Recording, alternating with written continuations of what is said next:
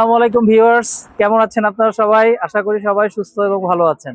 Joint replacement surgery, heap এবং নি replacement, এটি নিয়ে আমি অনেকবার অনেক কথা বলেছি এবং এটি আমার একটি প্রিয় বিষয়। এই জন্য বারবার এটি নিয়ে আপনাদের সামনে আমি কিছু ইনফরমেশন দেওয়ার চেষ্টা করি। তো আমার অনেক পেশেন্ট যারা অপারেশন করাতে চায় তারা আমাদের কাছে জানতে চায় যে স্যার, এই যে প্রস্থেসিসটা লাগানো হয়, এই প্রস্থেসিস বা যে যন্ত্রটা লাগানো হয় এটা কত বছর টিকে এবং এটা লাগানোর পরে কোনো সমস্যা হতে পারে কিনা, যদি সমস্যা হয় তাহলে সমাধান কি। তো এই বিষয় নিয়ে আমি আপনাদের আজকে একটু ছোট করে বলবো। আমরা যে প্রস্থেসিস বা ইমপ্ল্যান্ট গুলো লাগাই এটি দুই ধরনের হয়, একটি হলো সিমেন্টেড আর একটি হলো নন সিমেন্টেড। অর্থাৎ একটাতে সিমেন্ট সহ লাগানো হয় আর একটা সিমেন্ট ছাড়া লাগানো হয়। সাধারণত কম বয়সী পেশেন্ট যারা, তাদেরকে আমরা নন সিমেন্টেড যে প্রস্থেসিস সেটি লাগিয়ে থাকি। আর যারা বয়স্ক তাদের ক্ষেত্রে অনেক সময় সিমেন্টেড লাগানো হয়। তো নন সিমেন্টেড যে প্রস্থেসিস এইগুলি সাধারণত 20 থেকে 25 বছর পর্যন্ত টিকতে পারে।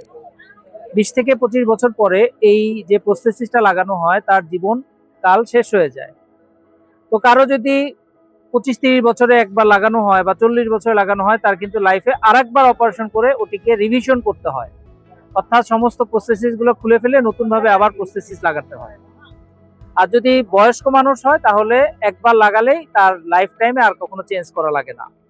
এ বাদেও কখনো যদি ইনফেকশন হয়, বিভিন্ন ওয়্যার অ্যান্ড টিয়ার হয় বা কোনো এক্সট্রা আঘাতের কারণে যদি প্রস্থেসিস ক্ষতিগ্রস্ত হয়, তাহলে কিন্তু অনেক সময় প্রস্থেসিসে রিভিশন সার্জারি লাগে বা প্রস্থেসিস খুলে ফেলা লাগে। আমরা এখন আছি সিঙ্গাপুরের মার্লিন পার্কের থেকে আইকনিক যে স্ট্যাচুটা সেটির সামনে আছি। আপনারা সবাই ভালো থাকবেন। আসসালামু আলাইকুম।